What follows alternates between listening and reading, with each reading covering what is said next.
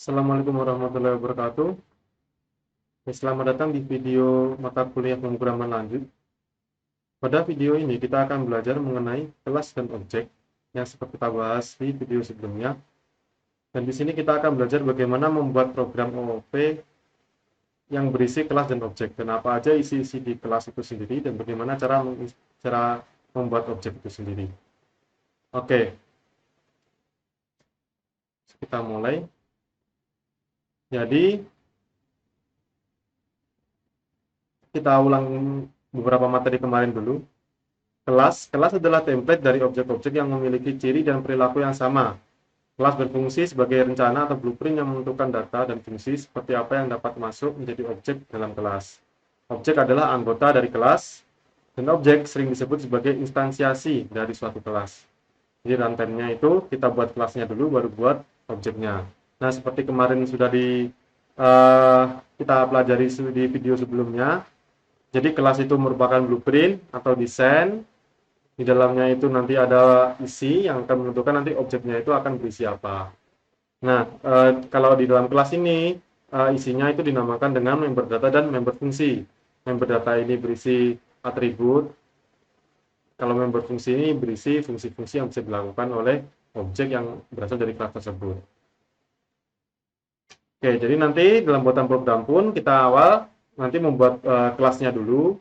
Setelah membuat kelas itu, baru kita nanti menginstansiasi objeknya di dalam fungsi main.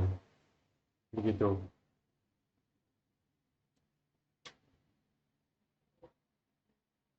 Oke. Nah, ini gambaran dari kelas. Jadi misalkan ini suatu kelas. Nah, dalam kelas itu ada member data, ada member fungsi. Member data itu ada banyak, ada beberapa data-data. Lalu member fungsi juga ada beberapa fungsi yang bisa dilakukan oleh orang tersebut. Member data ini sifatnya biasanya diletakkan di private namanya. Nah, itu dia biasanya terletaknya tersembunyi, tidak bisa diakses oleh siapapun kecuali dari dalam kelas itu sendiri atau dari member fungsinya. Nah, kalau member fungsi ini bisa diletakkan di public, nah ini bisa diakses oleh objek-objek dari luar kelas itu sendiri. Nah, objek adalah abstraksi atau penggambaran dari sesuatu yang mewakili sesuatu tersebut pada dunia nyata. Kemarin sudah kita bahas juga, jadi objek itu mewakili objek, bisa orang, bisa hewan, bisa benda, atau apapun itu. Jadi objek yang ada di dunia nyata. Nah, seperti penggambaran di dunia nyata, kalau objek dunia nyata ada atribut tadi, ada nama, ada alamat, kalau kalian ada name, terus juga kalian memiliki behavior. Nah, itu biasanya itu kalian bisa berlari, berjalan, atau bisa mengikuti himpunan, bisa mengikuti perlombaan antar mahasiswa. Nah, itu adalah behavior yang ada pada mahasiswa. Seperti itu. Nah, di sini penggambarannya, jadi ada objek-objek di mana objeknya itu objek yang dalam satu kelas itu memiliki data dan yang berfungsi yang sama. Jadi, misalkan ibaratkan dalam gambar ini, misalkan ini satu kelas, ada 3 objek. Nah, tiap objek ini pasti memiliki desain yang sama persis, sekarang berasal dari satu kelas.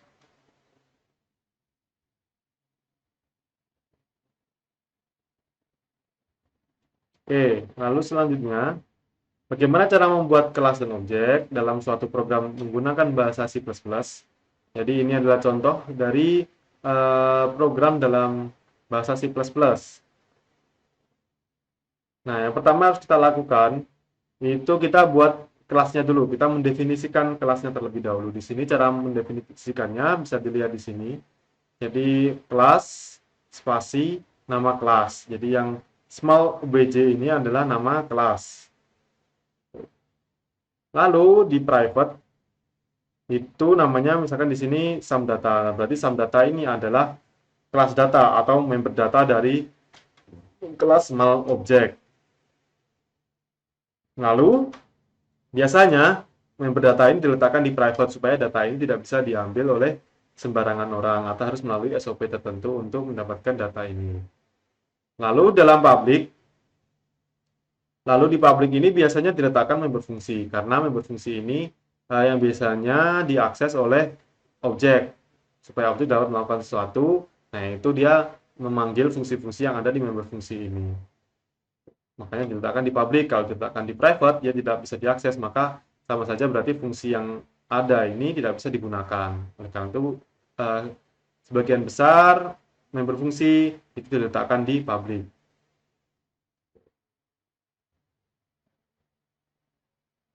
Ini berfungsi untuk di sini ada dua member fungsi.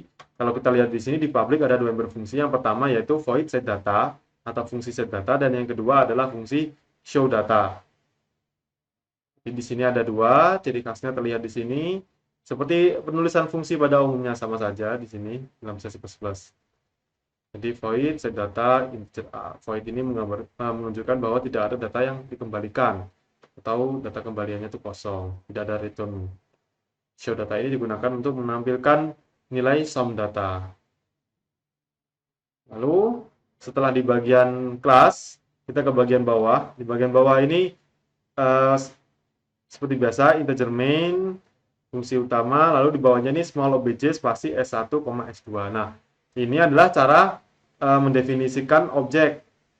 Jadi nama kelas spasi nama objek 1, nama objek 2, nama objek 3, dan seterusnya. Jadi di sini kita bisa tahu bahwa nama kelasnya itu adalah small obj, nama objeknya itu S1 dan S2. Seperti itu. Nah, lalu S1, oke, dia memanggil S1.setData3267. Nah, ini berarti S1 dia memanggil fungsi setData, lalu memasukkan nilai 3267. Itu. Nah, ini kalau di bawahnya ini S2.setData50, berarti S2 memanggil fungsi setData lalu memasukkan nilai 50. Nah, cara memasukkan nilai ke member data yang ada di kelas, karena tadi ini member datanya itu diletakkan dalam private, maka yang bisa mengakseskan hanya fungsi yang ada di public. Oleh karena itu di sini digunakan set data ini untuk memasukkan nilai ke sum data. Jadi 3267 ini dikirim ke variabel A sebagai variabel A. Lalu dalam fungsi ini dituliskan, didefinisikan bahwa sum data sama dengan A. Jadi di sini pakai data sum data dari objek S1 itu bernilai A senilai 3267. Nah, kalau S2.setData 50, berarti 50 ini dimasukkan ke data sum data yang ada di objek S2. Jadi meskipun kita melakukan pengisian sum data dengan cara yang sama, tapi karena objek yang menjalankannya berbeda, maka nilai ini akan bergantung dari objek yang menjalankan fungsi tersebut. Jadi, jika kita lihat nilainya, S1.showData, di sini kita bisa lihat bahwa showData ini dia akan menampilkan variabel sum data dari yang sudah diisi tadi kan. Nah, di sini kita bisa lihat kalau S1 show data, maka nilai datanya adalah 3267 sama dengan yang diinputkan di baris atas tadi. Nah, kalau di S2.show data, maka yang tampil nilainya adalah 50 sama dengan yang didefinisikan di baris atas tadi. Jadi, dengan fungsi yang sama, dengan kelas yang sama, bisa diciptakan banyak objek. Nah, tiap-tiap objek ini memiliki nilai yang berbeda-beda tergantung berapa yang diinputkan seperti itu. Tapi untuk pengerjaan fungsinya itu sama, cuma biasanya datanya itu yang bisa diubah-ubah. Gitu. Nah, ini yang membedakan antara objek satu dengan objek yang lain itu kan datanya, tapi tindakannya misalkan sama karena member fungsinya isinya sama.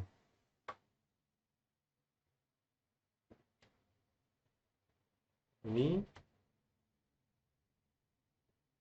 berarti objek adalah instansiasi dari suatu kelas. Di bahasanya objek merupakan instansiasi dari suatu kelas. Nah, kalau dari programan tadi, maka S1 dan S2 itu adalah instansiasi dari kelas small object. Jangan lupa untuk memperhatikan bagaimana cara menulis atau mendefinisikan kelas dan objek dalam bahasa C++.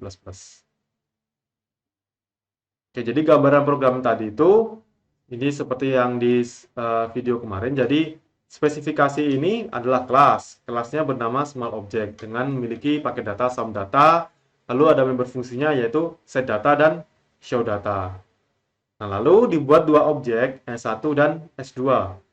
S1 dia memiliki nilai sum data 3267 dan S2 memiliki data 50. Jadi, dua-duanya memiliki fitur-fitur yang sama dengan spesifikasi, yaitu memiliki data bernama sum data dan yang berfungsi bernama set data dan show data. Tapi nilai sum datanya tadi berbeda antara S1 dengan S2. Sama dengan dunia nyata. Kalian sama-sama mahasiswa, tapi mahasiswa A itu memiliki nama yang beda dibanding dengan mahasiswa B. Itu dari nama, alamat juga berbeda tergantung datanya yang diisi. Tuh. Oke, tadi sudah dilihat itu ada private, ada public. Yang membedakan antara private dan public itu adalah nanti aksesnya. Data hiding itu merupakan kunci dari OP kan. Itu karena datanya itu diletakkan di private, disembunyikan di private sehingga tidak bisa sembarangan diakses. Fungsinya itu menghindari adanya kesalahan akses data dari fungsi di luar kelas. Jadi ketika misalkan data itu diletakkan di luar private atau di public, maka data itu bisa saja diakses oleh objek-objek dari luar kelas. Bisa juga nilainya diubah-ubah. Nah gitu. Karena itu data itu diletakkan di private supaya tidak bisa sembarangan diakses oleh fungsi atau objek dari luar kelas. Jadi private data atau fungsi tidak bisa diakses dari luar kelas, sedangkan public data atau fungsi dapat diakses dari luar kelas. Yang mengakses biasanya tentu saja objeknya. Jadi mekanisme hiding data itu misalkan ada data dimasukkan ke dalam kelas, di kelas pun diletakkan di private. Nah, jadi data masukkan kelas terus private, semakin terkunci, semakin sulit untuk mengakses maupun untuk mengubah-ubah datanya gitu. Jadi tidak bisa sembarangan diubah supaya tidak terjadi kesalahan akses atau kesalahan nilai data.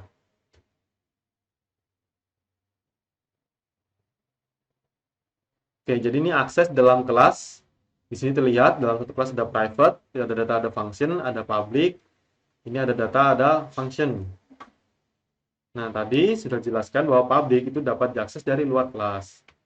Sementara private tidak dapat diakses dari luar kelas. Lalu bagaimana caranya misalkan ada objek ingin mengambil data dari private? Caranya tentu saja objek akan minta ke public terlebih dahulu. Objek akan minta ke public terlebih dahulu, ke fungsi yang ada di public terlebih dahulu, dia menggunakan fungsi untuk mengambil data yang ada di private. Nah, setelah itu baru fungsi yang terdapat di public, dia akan mengakses data yang ada di private, lalu menyerahkannya kepada objek. Jadi gitu, segala data itu yang sudah diletakkan di private, itu hanya bisa diakses dari dalam kelas saja.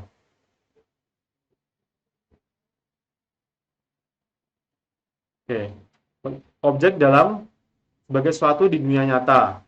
Nah, ini misalkan penggambarannya dalam program sederhana. Maaf. Oke, penggambarannya dalam suatu misalkan benda yang ada di dunia nyata, ada part.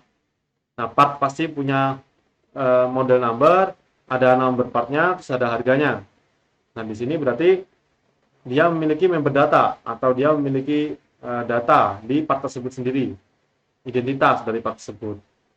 Nah, lalu part ini sendiri dia bisa menjalankan fungsi set part, yaitu untuk memasukkan nilai model number, part number, dan cost, dan juga ada show part untuk menampilkan nilai-nilainya tadi gitu.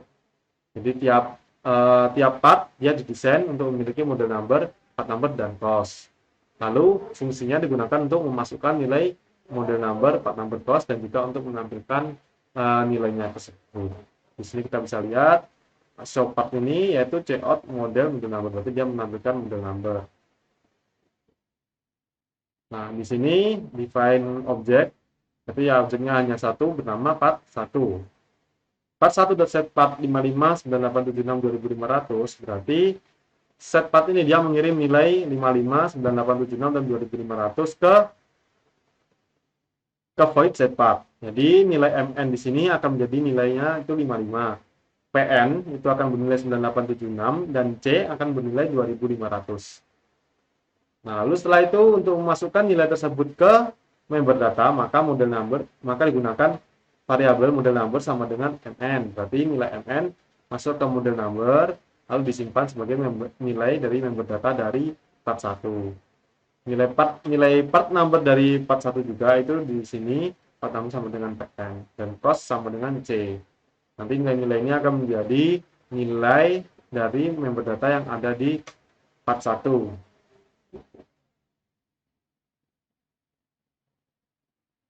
Oke.